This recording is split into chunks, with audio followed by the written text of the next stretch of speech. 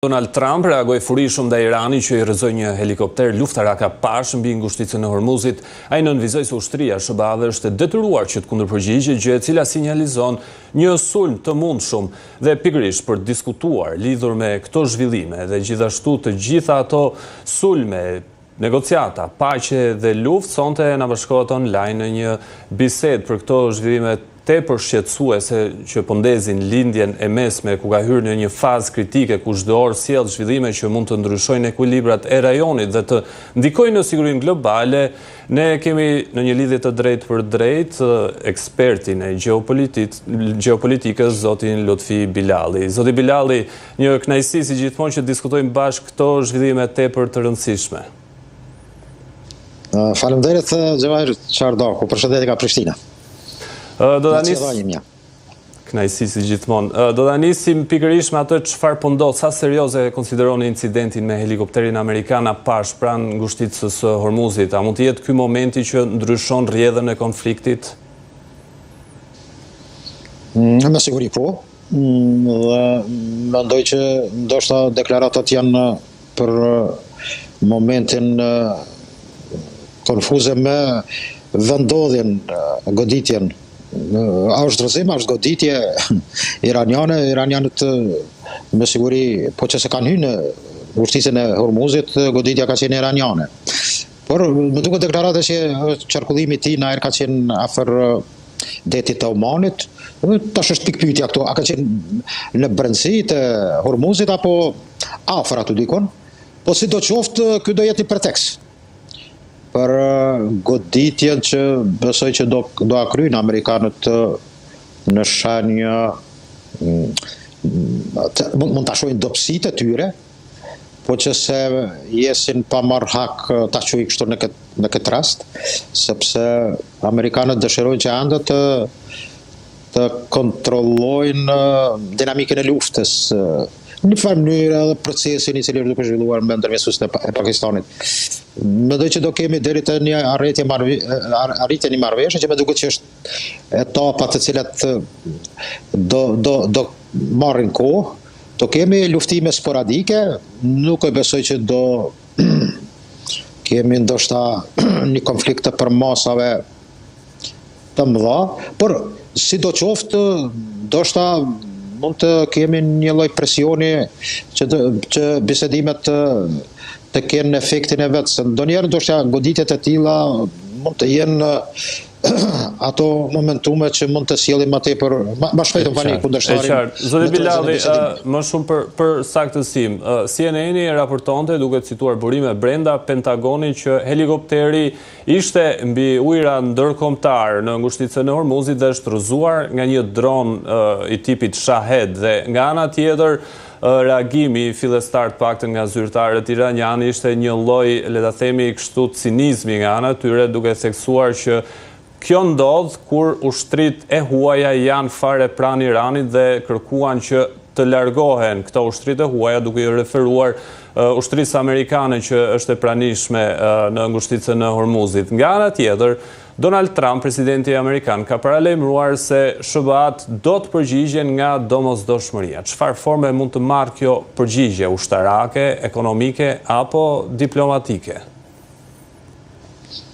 Jo, mendoj që goditja do të jetë në parametrat e një goditje ajrore, e cila është gjason me gjitha aktivitetin luftarak të 39-40 ditëve, por do jetë e limituar në një bazë ushtarake të fortave të Gardës Revolucionare Islamike apo pasdaranëve, dhe mund të jetë cak infrastruktura e cila mund të jetë ajo që ndihmon forcat ushtrisë iraniane, të cilat me duket që kanë arritur që të bëjmë një kamuflazh të mirë, por kuptohet që amerikanët kanë informata të sakta se ku në momentet të saktura ku mund të godasin dhe sidomos mund të jetë edhe infrastruktura përcjellëse siç janë portet e Iranit, Bandar Abbas, i cili mund të jetë ndoshta në një farë mënyrë edhe tër perimetri i pjesës jugore të Iranit mund të jetë cakë sulmeve. Por a do jetë sulme të cilat mund të rifillojnë luftime siç ishin më herët në luftën 4 ditore, kjo është një pikë pyetje, më duket që është më tepër një formë, një akmarrje, ta quaj kështu një blitzkrieg ose aktiviteti goditës i cili mund të jetë i lokalizuar.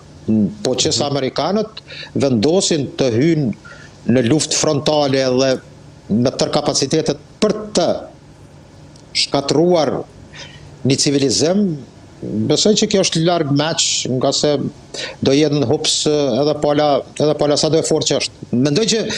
kemi hyrë në fazën e tillë ku nga pak kemi diplomaci, nga pak kemi aktivitet luftarak dhe goditje luftarake të karakterit të lokalizuar, dhe nga pak ndoshta edhe shërbime dhe inteligjencë e cila kërkon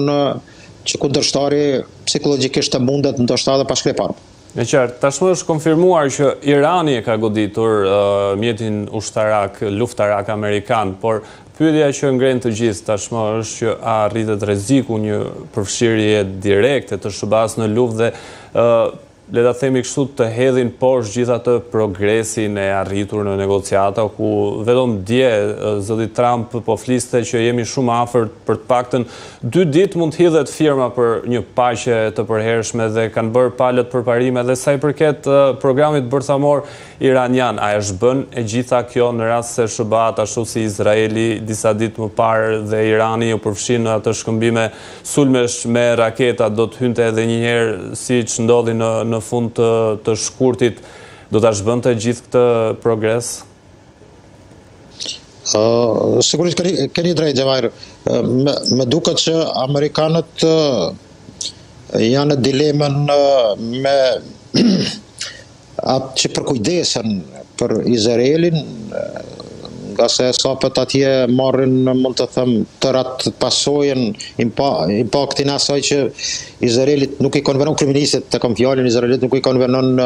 një paqëtim i regionit, dhe kjo është mas evidente. Për luftat, momentalisht Irani tenton ta zhvillojë në atë aspektin asimetrik, do thotë goditje përmes sistemet të tyre raketore që dorën e zemër janë të cilësisë bukur të lartë. Amerikanët e dim që janë të goditur qoftë aeroplanbajtësit e tyre, të cilat rrinë distancë, por edhe tërë flota e tyre përcjellëse e këtyre aeroplanbajtësve. Dhe mendoj që bile është, tash lexova më herët një shënim jashtëzakonisht interesant nga Washingtoni që e etiketojnë Trumpin që e kanë nënçmuar Iranin. Dhe kjo ka qenë, mendoj që ai gabimi. A jemi më afër një deali të tillë, të një marrëveshje e cila flitet që mund të jetë diku 90% e përfunduar, nuk e besoj këtë citat të tillë, këtë veprim apo fjalë të tilla, e cila mendoj që është ende larg, nga se mund të ketë taktizime njëra dhe pala tjetër. Sa i përket programit bërthamor, ose çështës së uraniumit, iranianët mund të prolongojnë procesin për shkak të sensibilitetit ose arsyeve të ndryshme, qoftë teknike, qoftë të rreziqeve të kontaminimit. Mund të jetë një proces i cili nuk kryhet brenda 1 muaj, 2 muaj, apo ne i dim bisedimet e marrëshme kanë qenë me vite të tëra rreth atij procesi, qoftë edhe nga Agjencia Ndërkombëtare Atomike nga Vjena, Gross. Kjo